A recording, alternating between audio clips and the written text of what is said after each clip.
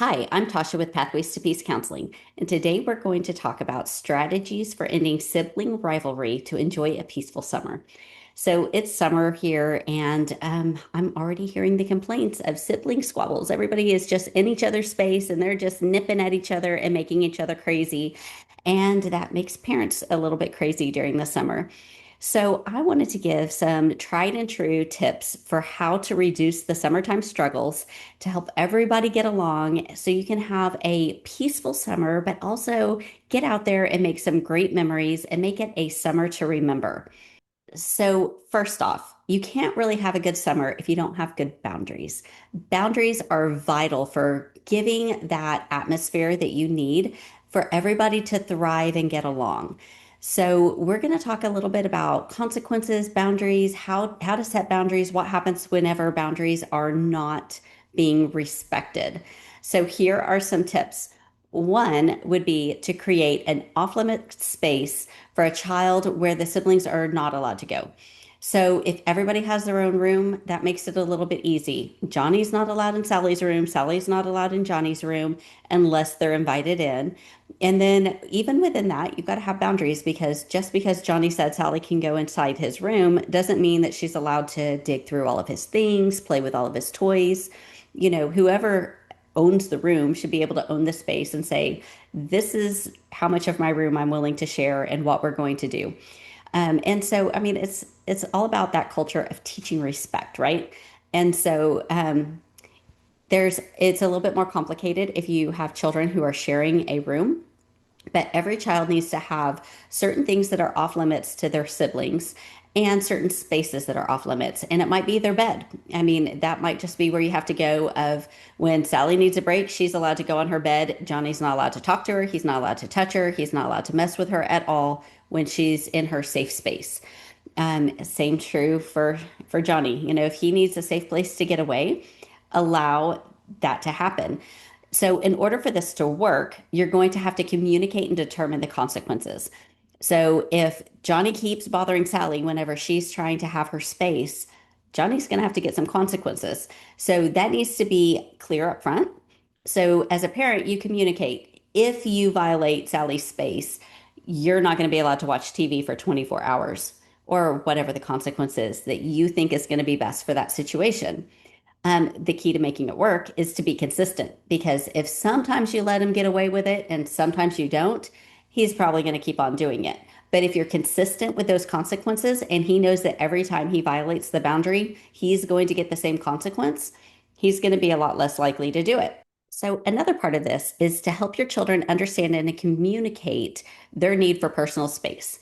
So, personality comes into play. Some people want lots of physical touch, and some people are like, whoa, dude, leave me alone. I don't want to be touched. And so, if you have one child that loves physical touch and one child who really wants their space, there's going to be some conflict about that. And so, we've got to kind of figure out how to communicate those needs because kids in general think that everybody wants what they want. So if I'm a touchy-feely person and I'm 5 years old, I'm going to think everybody's a touchy-feely person. And so you really have to train them and help them understand that just because you like touchy-feely does not mean that he likes touchy-feely. And so communicating those boundaries, helping them find alternative ways to get that physical touch need met is going to set everybody up for success. So that would be something to just kind of go through and talk about love languages and different ways to meet needs, how to give that space whenever it's needed to those kids that just require a bigger bubble. Another thing that you can do with boundaries is to create an environment of trust and respect. So, as a parent, you get to set the culture for your family. If you allow kids to talk hatefully about each other or to hit each other or create this chaos in your home, you're going to have a chaotic home. But if you are proactive and the first step is the way that you act sets the tone for the whole family. So if you're able to keep your cool as a parent, you're able to talk calmly, you're able to set boundaries and enforce them in a peaceful way, your children are going to learn so much from that. And that's really the most powerful way to help them do the same thing. So sometimes there's a lot of self work that has to happen as parents. There's something about having a child that helps you realize all the things you need to work on, right? But the more you do that work for yourself, it's going to pay off in dividends, and your children are going to benefit from it as well. But the good thing is that all of those wonderful tools that we have to teach kids emotional regulation, how to calm their anger, how to stop the fight or flight response, how to set boundaries, everything that we teach them is the same thing that we need as adults as well. So don't fret. All of these tools and tricks and helpful things that we have available for children, it's going to help you too. One of the big issues that we have to work on to have a peaceful summer is conflict resolution skills. And the sky's the limit. There's so many different ones that we want to use, but whenever you have relationship with people, you're going to have conflict in some sort of form now and then. It's inevitable. It's part of having relationships is we don't always see eye to eye. We're going to have disagreements. So important tips and tricks is to learn how to navigate that with grace and peace. And instead of having this, it's my way or the highway attitude, that we look for win-win situations that everybody can be happy with. And the easiest one is compromise. So if there's one cookie left, what are we going to do? Are we going to, one person's happy and the other person loses? That's not great. Break the cookie in half. Everybody gets their fair share. And then nobody got the full amount of what they wanted, but everybody got a piece of the pie. So that's kind of what we want. We want everybody to feel happy with the outcome of a situation. And so, it's good for kids to learn how to talk that out and to learn how to negotiate what they want in a situation. And so it might be, if they have to share a TV, they might negotiate different times. Like my favorite show comes on at 5 o'clock, your favorite show comes on at 6 o'clock. How about we work that out so we both get the best deal for us? And when they learn how to communicate it and negotiate it so that everybody can be happy, it takes you out of that place of being a referee as a parent. So we definitely want to try that.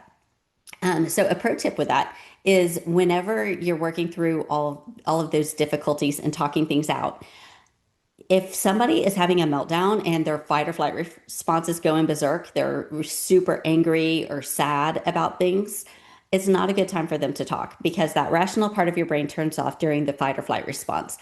So the best bet is take a 5 minute break, allow everybody to chill out, take some deep breaths, get those emotions under control.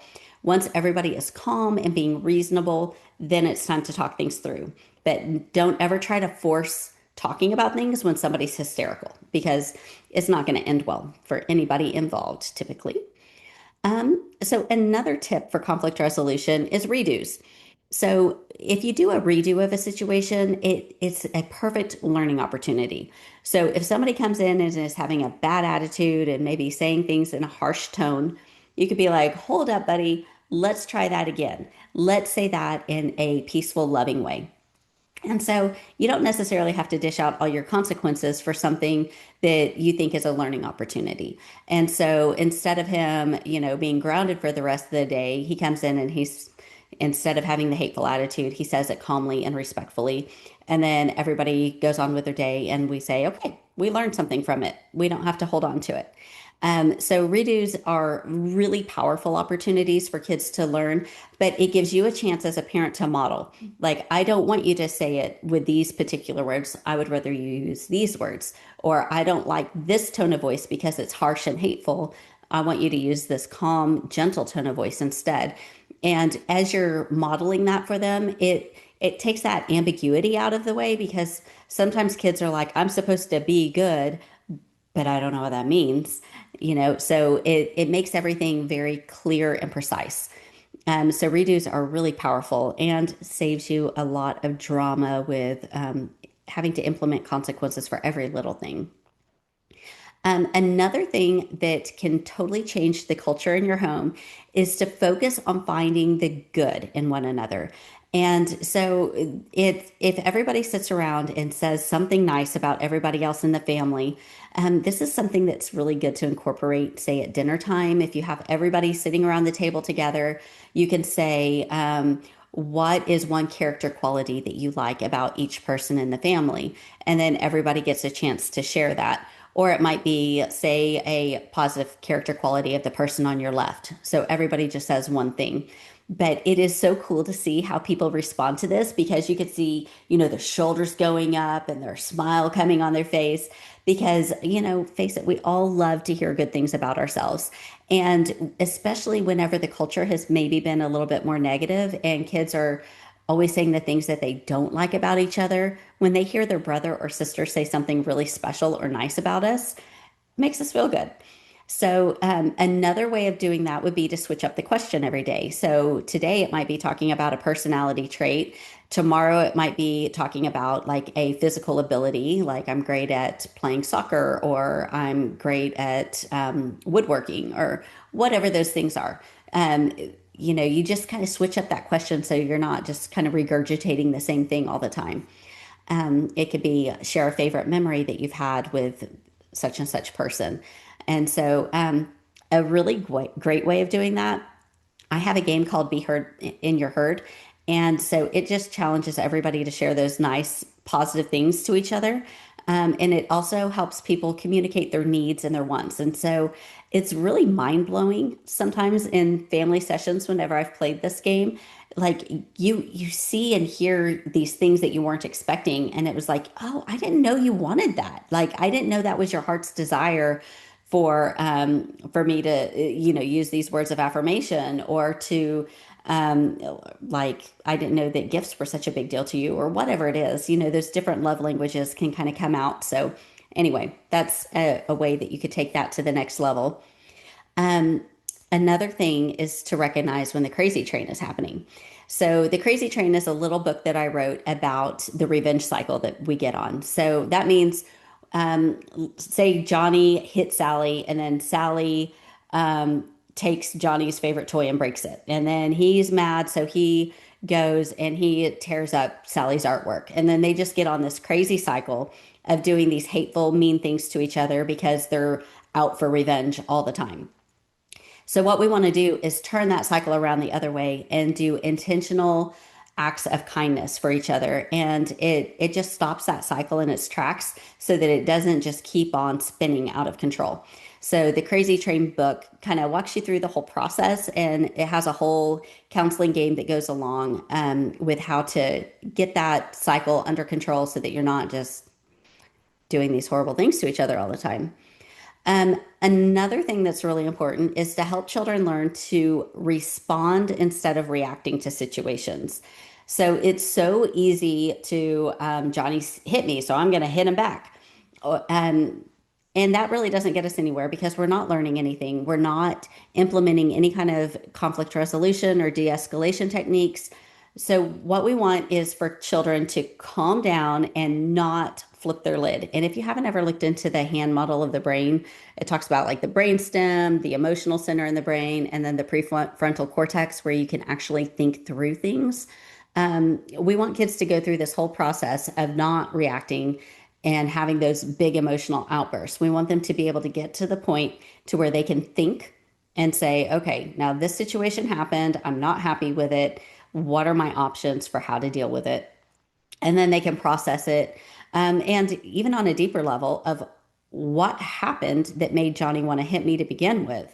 And so, I mean, you get a totally different reaction if we can just slow down and think before we act, right? So that is definitely something that will make a big difference whenever you're helping your children work through conflict resolution. And in order to do this, we have to teach them emotional regulation. So, how do I, whenever I'm teaching a child emotional regulation, I want them to understand, like, to know the body signals, like what's happening inside my body when I start to get upset, and what emotions am I feeling, and what kind of thoughts am I thinking about, and what are the things that I need to do to get my body under control so that I can be safe for myself, I can be safe to other people, and I can make decisions that I can be proud of. And so it's important to have all sorts of different coping skills. And that's probably another video we need to do with all the coping skills because there's so many different ones. And as kids learn these coping skills, and I have a ton of articles and books and games and activities and There's a million things that you can do for coping skills and emotional regulation. So be sure to check out a lot of these articles that I have linked in my page. And they will help run through all those things that you can do to teach emotional regulation to your children. Another one is to focus on positive communication. So we talked about being intentional about saying those nice things, but communication is such a vital part of relationships. And I think of it as the plumbing in relationships. And we know that whenever the plumbing shuts down in our house, things start to get backed up and they stink and nothing functions the way that it should. And nobody wants to be in a house that has backed up plumbing. And we feel the same way about relationships. Whenever our communication's not working, it's going to get stinky in relationships. So as things happen, we need to be able to talk through them and we need to get to resolution every time. And so there's a lot of skills that we can work on for teaching assertive communication. One of them, one of my favorites, is Feelings Candyland. And if you click on the link there, you'll get the free download for how to play Feelings Candyland, but you'll also be able to read all the benefits between the modeling, the social skills, the empathy building, how to use assertive communication, all the stuff. There's so much there. So be sure to check out that one. And we've got to teach our kids to make things right whenever they blow it. So the way that I prefer doing this is doing a proper apology. And so, if we teach our kids, oh, you were mean to Sally, go say I'm sorry, and they go, sorry. Like, really? I mean, we've all seen kids do that. It's not genuine. It's not, they haven't put any thought into it. They're not doing anything to make things right. They're just trying to get out of hot water so that they can move on. But what we really want is a heartfelt, empathetic response that says, I'm sorry that I hit you, or whatever it was. I think I made you feel sad or angry or scared or whatever it was. This was wrong because I hurt you. I would like to make things right by washing the dishes tonight so you don't have to, or giving you my candy, or they can make restitution for however they want to.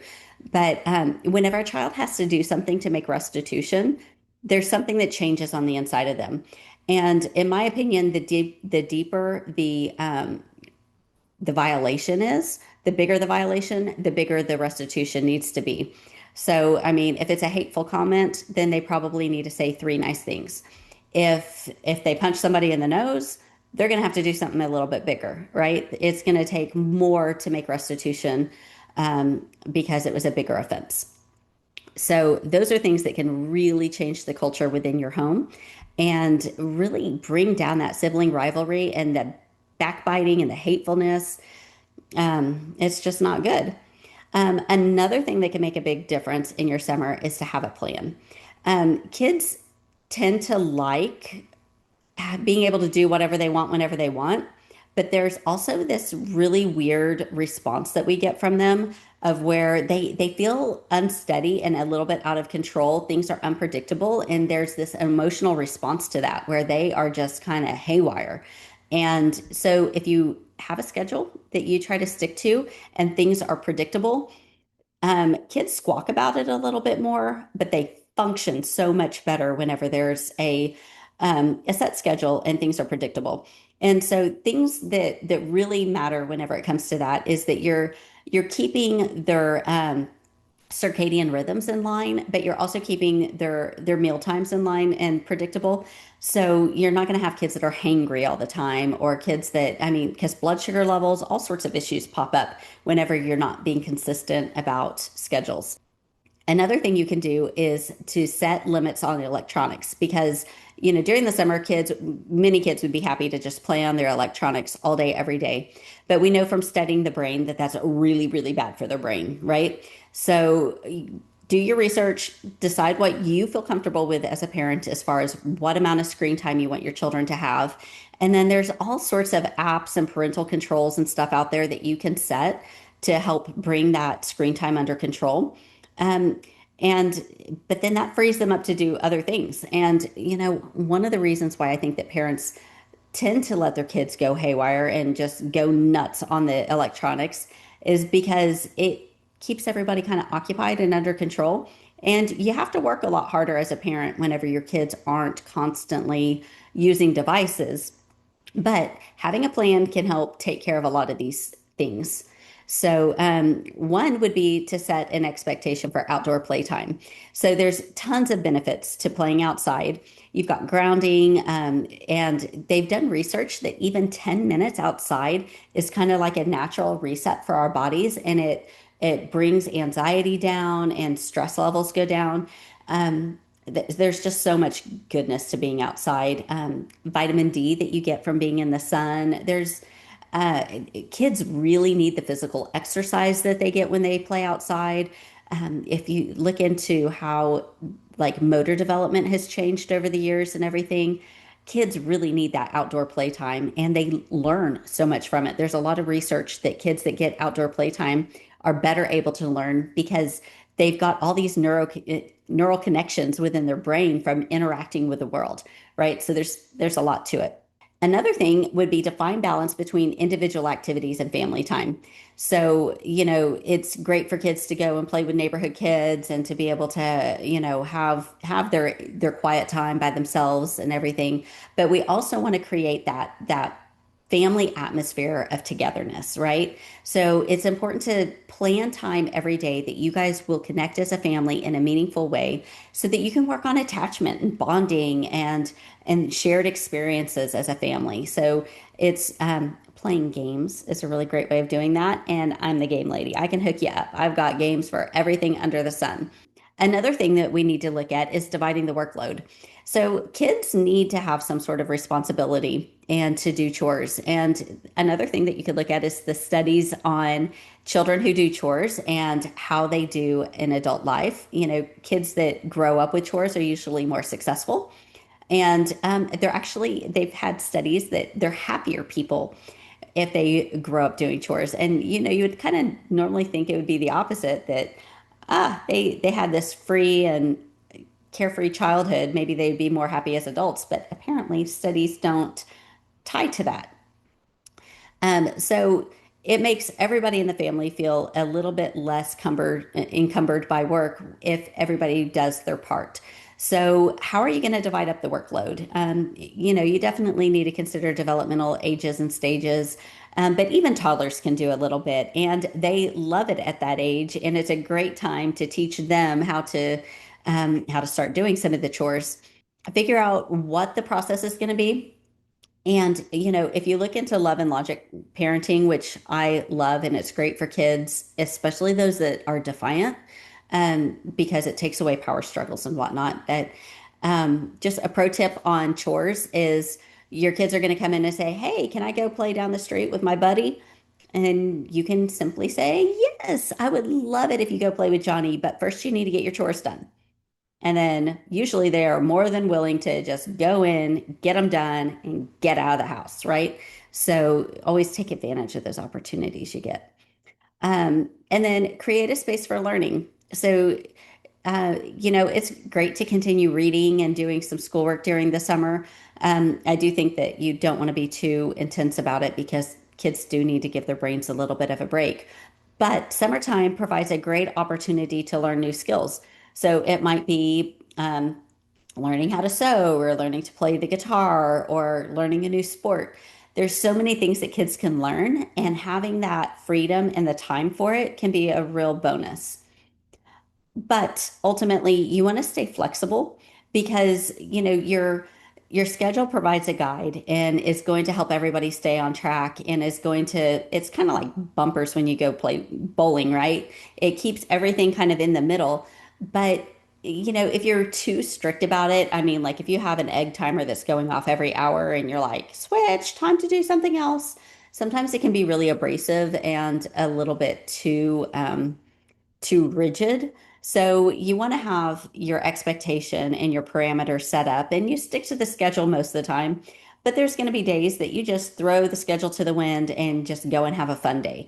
And that's absolutely fine. Just give yourself permission to have fun and to do the things that you want to do. But that schedule and structure that you give during the summer just kind of keeps everything aligned and kind of helps manage the expectations throughout the time that everybody's at home together.